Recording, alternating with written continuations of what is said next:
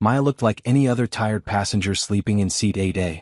Nobody knew she was actually a skilled pilot with thousands of flight hours. When the captain suddenly collapsed and a dangerous storm appeared ahead, the flight attendant made a desperate announcement asking for help. Maya's secret was about to save everyone. Before you watch full video, comment down from which country are you watching. Don't forget to subscribe for more stories. The cabin lights were dimmed for the overnight flight from Chicago to Seattle. Outside the small windows, city lights faded into darkness as Flight 447 climbed steadily toward its cruising altitude. The Boeing 737-800 was nearly full with 147 passengers, most of them business travelers and families heading home after the Thanksgiving holiday weekend. In seat 8A, Maya Chen adjusted her window shade and pulled her small travel blanket up to her chin. She had chosen the window seat specifically because it was quieter and she could lean against the wall to sleep. To anyone looking at her, she appeared to be just another tired traveler, a young woman in her early 30s wearing a comfortable gray sweater and dark jeans, maybe a business consultant or teacher heading home after a long week of meetings. The flight attendants had noticed her during boarding. She was polite but quiet, declining their offer of a pre-flight beverage and simply asking for a pillow. She carried only a small black carry-on bag with no airline logos or company stickers that might give away her profession.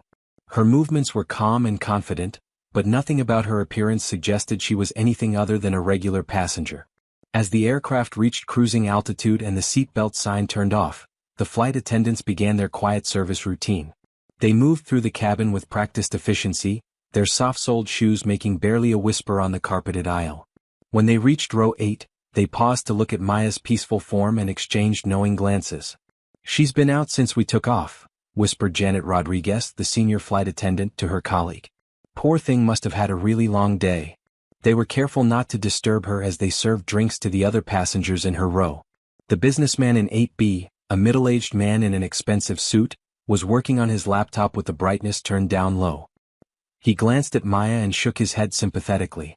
"Some people can sleep anywhere," he murmured to the flight attendant. "I wish I had that ability." Across the aisle in 8C, an elderly couple from Minnesota was quietly discussing their plans to visit their grandchildren in Seattle. They spoke in hushed tones, mindful of the sleeping woman nearby.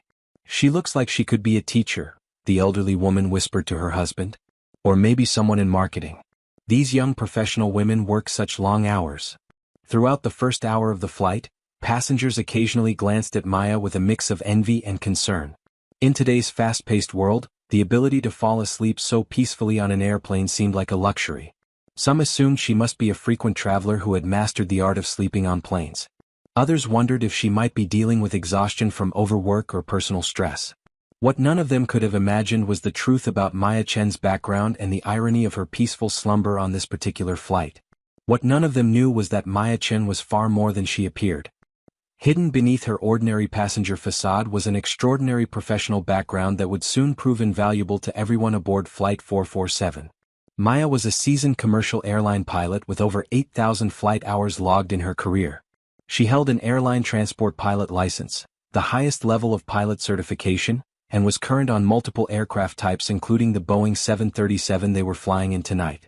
Her logbook, safely stored in her apartment back in Seattle, told the story of a remarkable aviation career that began in the United States Air Force.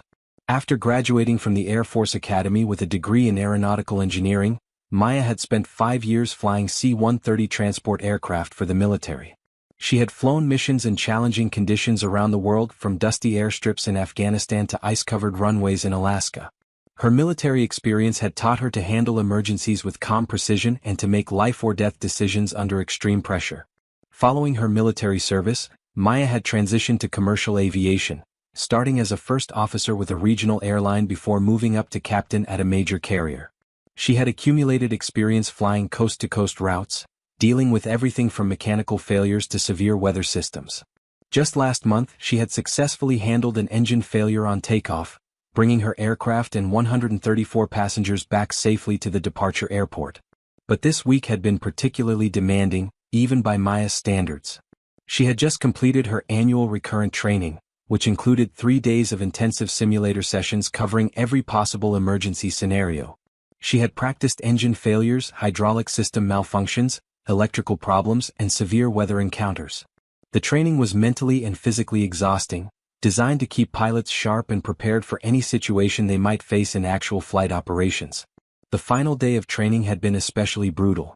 Maya had spent 8 hours in the simulator dealing with multiple system failures, practicing approaches in low visibility conditions, and demonstrating her ability to handle crisis situations.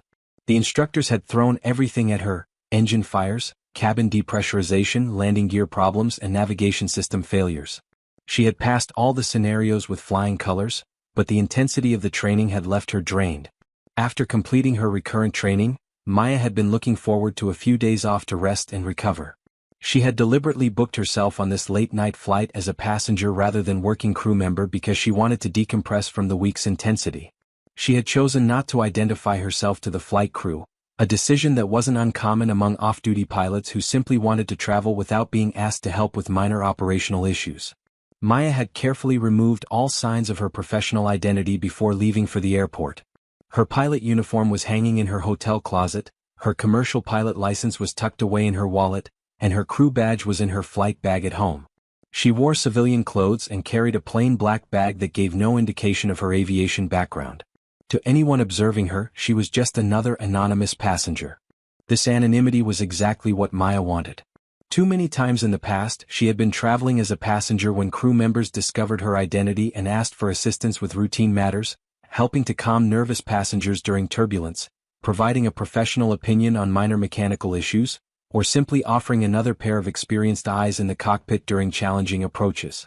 While she was always willing to help her colleagues, sometimes she just wanted to be a regular passenger who could sleep peacefully without worrying about aviation operations. Tonight was supposed to be one of those times. Maya had planned to sleep during the entire 3-hour flight, wake up refreshed when they landed in Seattle, and take a taxi home to her quiet apartment. She had no scheduled flights for the next 4 days, giving her time to catch up on rest, do some personal errands, and maybe visit her sister who lived across town. Up in the cockpit, Captain James Morrison and First Officer Lisa Park were conducting their own quiet routines. Morrison, a 22-year veteran with over 15,000 flight hours, was feeling unusually tired tonight. At 54 years old, he had been flying commercial aircraft for more than 2 decades, but lately he had been experiencing occasional chest discomfort and shortness of breath. He had mentioned it to his wife, but like many pilots approaching retirement, he was reluctant to see a doctor for fear it might affect his medical certificate and end his flying career prematurely. Tonight, the discomfort seemed more pronounced than usual. Morrison attributed it to the stress of flying in deteriorating weather conditions and the fatigue from working several challenging flights over the past few days. He had taken some antacid tablets before the flight and told himself he just needed to get through this trip and then take some time off. First Officer Park, meanwhile, was focused intently on her duties but feeling a growing sense of unease about the weather ahead. At 29 years old with 2,800 flight hours, she was a competent and careful pilot, but she had less experience than many of her peers with severe weather operations. The meteorological reports for their route showed a rapidly intensifying storm system developing between Chicago and Seattle, with reports of severe turbulence, hail, and dangerous wind shear conditions. As Flight 447 flew through the peaceful night sky at 35,000 feet, none of the 149 people aboard could have predicted how dramatically their situation was about to change. The combination of Captain Morrison's deteriorating medical condition, the approaching severe weather, and Maya's hidden expertise sleeping quietly in Seat 8A was about to create a scenario that would test everyone's skills and courage. Captain James Morrison, a 22-year veteran pilot, suddenly felt a sharp pain in his chest. He gripped the control yoke tighter, trying to steady himself as sweat broke out on his forehead. First Officer Lisa Park, focused on her instrument readings, didn't notice at first. "Jim, you okay?" she asked when she saw him struggling. I think I'm having a heart attack," Morrison gasped, his left arm going numb. "I need you to take control of the aircraft," Morrison managed to say before slumping forward in his seat, his breathing becoming labored and irregular. The words sent a chill through the cockpit. Park immediately took control of the Boeing 737, her hands steady on the yoke despite the adrenaline surge she felt. Her training kicked in automatically as she began running through the procedures for pilot incapacitation. "Captain Morrison is incapacitated," Park announced into her headset, alerting Seattle Center Air Traffic Control. "We have a medical emergency in the cockpit and are requesting priority handling and immediate clearance to the nearest suitable airport." Flight 447, Seattle Center copies your emergency. What is the nature of the medical emergency and do you require immediate assistance? We have pilot incapacitation due to suspected cardiac event, Park replied, maintaining her professional composure while her mind raced through the implications. First officer assuming command of aircraft. Requesting vectors to Seattle and paramedic assistance upon arrival. But even as Park handled the immediate crisis, she became aware of a second, equally serious problem developing. The weather radar display in front of her showed a massive storm system directly ahead of their route, a solid wall of red and yellow indicating severe turbulence, heavy precipitation and potentially dangerous conditions. When they had received their pre-flight weather briefing in Chicago, the meteorologists had mentioned a developing weather system over the Pacific Northwest, but the storms had intensified much more rapidly than predicted. What had been forecast as moderate turbulence and light precipitation had evolved into a dangerous system with reports of hail, severe wind shear, and turbulence strong enough to damage aircraft. Park realized she was facing the most challenging situation of her flying career. Not only was she now the sole pilot responsible for 147 passengers and crew members, but she would have to navigate through severe weather conditions that would test the limits of her experience and skill. In the cabin, the passengers remained unaware of the developing crisis. Maya continued to sleep peacefully in seat 8A, her breathing slow and regular as she rested against the window. The businessman in 8B had finally closed his laptop and was dozing with his reading light still on. Throughout the aircraft, most passengers were either sleeping or quietly reading, completely unaware that their lives were about to depend on the quick thinking and professional skills of their flight crew.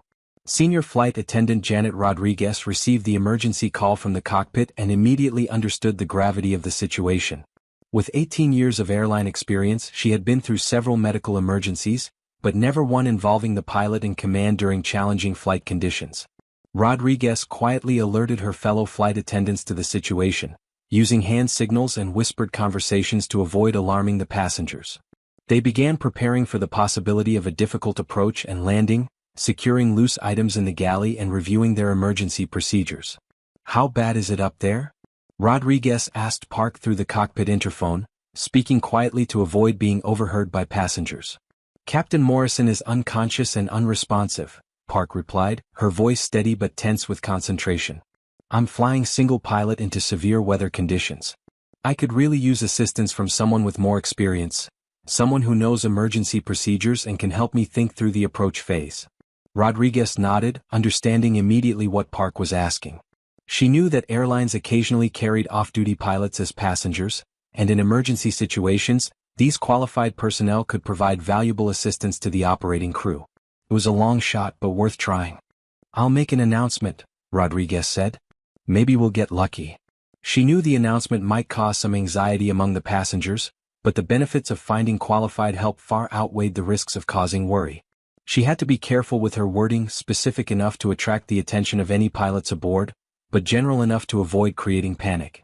Rodriguez returned to the cabin and picked up the intercom handset. She took a deep breath, knowing that her next words would change the atmosphere aboard Flight 447 forever. Maya was in the middle of a peaceful dream about her first solo flight during pilot training when the intercom crackled to life. Even in sleep, her pilot's instincts remained alert to any changes in the aircraft's normal sounds and operations. The unusual timing of an announcement during the quiet hours of a red-eye flight caused her subconscious to stir. "Ladies and gentlemen, this is your senior flight attendant speaking." Rodriguez's voice was calm and professional, but Maya's trained ear detected the underlying tension. "We have encountered a medical emergency in the cockpit, and our captain is unable to continue his duties. Our first officer is safely operating the aircraft, but we are also facing challenging weather conditions that require immediate attention." Maya's eyes snapped open instantly. Years of emergency training had conditioned her to go from deep sleep to full alertness in seconds when she heard certain words or phrases. "Medical emergency in the cockpit" was exactly the kind of announcement that triggered her professional instincts. "If there are any qualified pilots among our passengers, commercial pilots, military aviators, flight instructors, or anyone with significant aviation experience, please press your call button immediately. We need your assistance to ensure the safety of everyone aboard." Around the cabin, passengers began to stir and look around nervously. The businessman in 8B sat up straight, his face showing concern as he processed what he had just heard. The elderly couple across the aisle exchanged worried glances, and throughout the aircraft, people began whispering anxiously to their companions. Medical emergency in the cockpit? The businessman whispered, his voice tight with anxiety. What does that mean exactly? Is the pilot okay? A mother traveling with 2 young children in the row behind them leaned forward. Does this mean we're in danger? Should I wake up my kids? Maya sat up straight, her mind instantly clearing as her professional training took over. She could feel the subtle changes in the aircraft's movement that indicated they were encountering turbulence, and she noticed the slight variations in engine sound that suggested the autopilot was working harder to maintain stable flight. Her experienced pilot's senses were picking up signs that most passengers would never notice. She looked around the cabin, scanning for any other passengers who might be showing signs of aviation knowledge or experience. A few people were reaching for their phones, though they would find no cellular service at cruising altitude. Others were gripping their armrests as the aircraft encountered the first wisps of turbulence from the approaching storm system. Maya's finger hovered over the call button. Part of her wanted to remain anonymous, to let someone else handle the situation. After the exhausting week of recurrent training, she had been looking forward to a quiet trip home as just another passenger. She was tired, both physically and mentally, and the thought of taking on the responsibility for 147 lives was daunting. But as she heard the increasing concern in passengers' voices around her and felt the aircraft's movement becoming more pronounced, she knew she couldn't ignore her professional responsibility.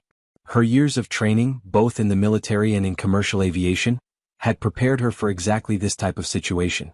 If there was any way she could help ensure the safety of everyone aboard, she had a duty to respond. The turbulence was getting noticeably stronger now, and she could see lightning flashes through the window that indicated they were approaching the severe weather system. Time was running out for making critical decisions about their route and approach. She pressed the call button. Rodriguez appeared within seconds as if she had been waiting nearby. "Are you a pilot?" Rodriguez asked quietly. "Yes," Maya replied, already unbuckling her seatbelt. "Commercial airline pilot with 8,000 hours. Military transport experience. Current on Boeing 737 systems." Relief flooded Rodriguez's face. "Thank God. The cockpit is this way." As Maya stood, the businessman in 8B stared at her in shock. "You're a pilot? But you've been sleeping this whole time." "I was off duty," Maya said simply, following Rodriguez toward the front of the aircraft. The turbulence was getting worse. Maya had to grip the seat backs to maintain her balance as they made their way through the cabin. Some passengers were starting to look frightened, and she could hear a child crying in the back. "What's our situation?" Maya asked Rodriguez as they approached the cockpit door. "Captain Morrison collapsed about 10 minutes ago. First Officer Park is flying, but she's never handled weather this severe on her own. We're about an hour out from Seattle, but there's a major storm system between us and the airport." Maya nodded. She had flown through plenty of storms, both in military transports and commercial aircraft. It wasn't easy, but it was manageable with the right approach. The cockpit door opened, and Maya got her first look at the situation.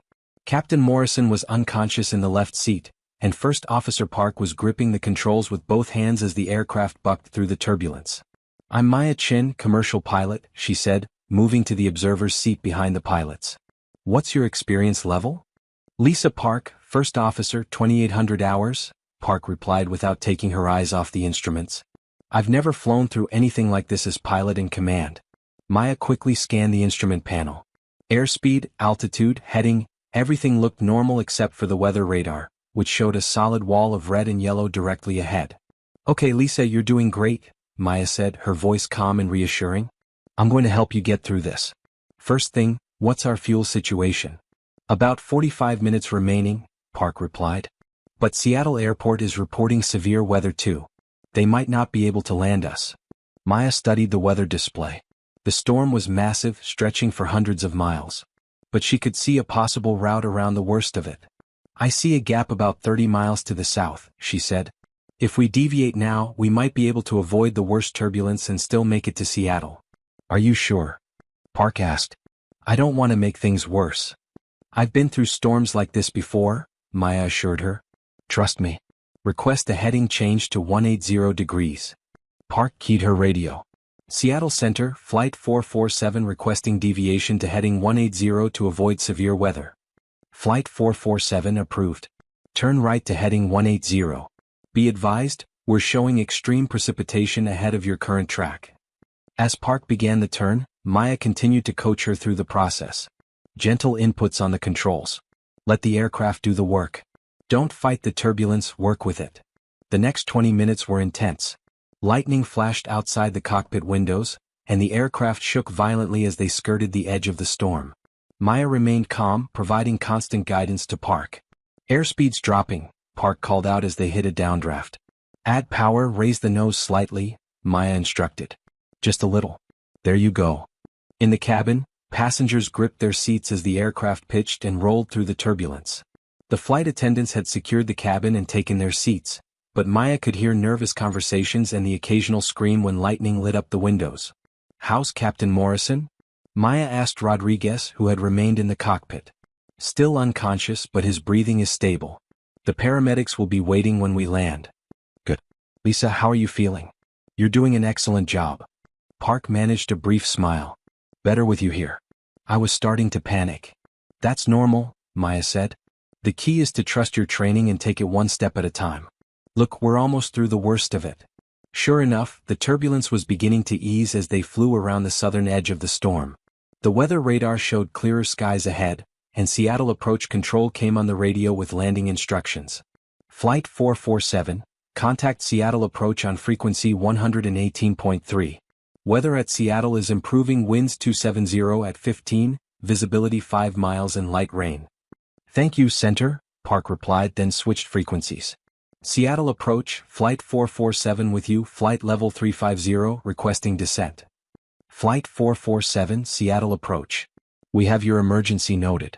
Descend and maintain flight level 240. Paramedics are standing by." As they began their descent toward Seattle, Maya helped Park run through the approach checklist. Despite the crisis, everything was proceeding normally now that they were clear of the storm. "You know," Park said as they leveled off at 24,000 feet, "I was terrified when Captain Morrison collapsed. I thought we were all going to die." "You handled it perfectly," Maya replied. "You kept the aircraft under control, called for help, and accepted assistance when it was offered. That's exactly what you're supposed to do. But I'm just a first officer. I'm not qualified to be captain." "Experience doesn't come from your rank," Maya said. "It comes from how you handle situations like this. Today you probably gained more real-world experience than most pilots get in years." As they continued their descent, Maya looked back at Captain Morrison. He was still unconscious, but his color looked better. She hoped the medical team would be able to help him recover. "Flight 447, turn left heading 270, descend and maintain 10,000, approach control instructed." "Left 270 down to 10,000, Park acknowledged, making the turn smoothly. Maya noticed how much more confident Park sounded now. The crisis had forced her to grow as a pilot, and she was handling the approach like a seasoned professional. "Seattle weather is now reporting winds calm, visibility 10 miles, broken clouds at 3,000 feet, the controller added. "Runway 16 left is available for your approach." "We'll take 16 left, Park replied. "Flight 447 requesting ILS approach." As they flew through 10,000 feet, Maya helped Park configure the aircraft for landing. Flaps, landing gear, final approach checklist, everything proceeded normally. The worst was behind them. "There's the runway," Park said as they broke through the clouds at 3,000 feet. Seattle's lights stretched out below them, and runway 16 left was clearly visible ahead. "Beautiful approach," Maya said. "Just like the simulator." Park smiled as she lined up with the runway centerline. "Except the simulator never taught me how to handle a heart attack and a thunderstorm at the same time." "That's why we have procedures," Maya replied. "And why we help each other when things get tough." Flight 447 touched down smoothly on runway 16 left at 4:23 a.m. As they rolled out, emergency vehicles could be seen racing alongside the aircraft, ready to assist Captain Morrison. "Flight 447, contact ground on 121.9. Emergency crews are standing by at gate A7, the tower controller said. "Ground control 121.9, thank you for your help tonight," Park replied. As they taxied toward the gate, Maya felt the familiar satisfaction that came from handling a difficult situation successfully. But she also felt something else, pride in how well Park had performed under pressure. "You know, Lisa," she said as they approached the gate, "you didn't need me as much as you thought. You had everything under control." "I couldn't have done it without you," Park insisted. "When I heard that announcement asking for pilots, I was hoping someone would respond. I just never expected it to be the woman who was sleeping peacefully in 8A. Maya laughed. That's the thing about emergencies, they don't wait for convenient times. Sometimes the help you need comes from the most unexpected places. As the aircraft came to a stop at the gate, Maya helped Park complete the shutdown checklist while the paramedics boarded to assist Captain Morrison. The passengers began deplaning, many of them stopping to thank both pilots for getting them home safely. "Ma'am," said the businessman from 8B as he passed the cockpit, "I owe you an apology. When I saw you sleeping, I thought you were just another tired passenger. I had no idea you were a pilot." "That was the point," Maya replied with a smile. "I was trying to be just another tired passenger." As the cabin emptied, Rodriguez approached Maya with a cup of coffee. "I don't know how to thank you," she said. "You probably saved all our lives tonight." "I just did what any pilot would do," Maya said. "We look out for each other." "The airline is going to want to talk to you," Rodriguez continued. "There will be reports to file, interviews with the FAA?" Maya nodded. She had expected as much. Emergency incidents always required extensive documentation and investigation. Her quiet trip home had turned into something much more complicated. "That's okay," she said. "It comes with the territory." As Maya finally gathered her things to leave the aircraft, she reflected on the night's events. She had begun the flight as a sleeping passenger in seat 8A, wanting nothing more than to be left alone. But when crisis struck, her training and experience had made the difference between a successful emergency landing and a potential tragedy. Captain Morrison was conscious by the time they loaded him into the ambulance, and the doctor said his prognosis was good. First Officer Park had gained invaluable experience that would serve her well throughout her career. And 147 passengers had arrived safely in Seattle, most of them never knowing how close they had come to disaster. As Maya walked through the terminal toward the taxi stand, she was already looking forward to sleeping in her own bed. But she also knew that the next time she heard an emergency announcement on a flight, she wouldn't hesitate to respond. That's what pilots do, they help each other whether they're on duty or off, whether they're in the cockpit or sleeping in seat 8A. The storm had passed and everyone was home safe. In the end, that was all that mattered.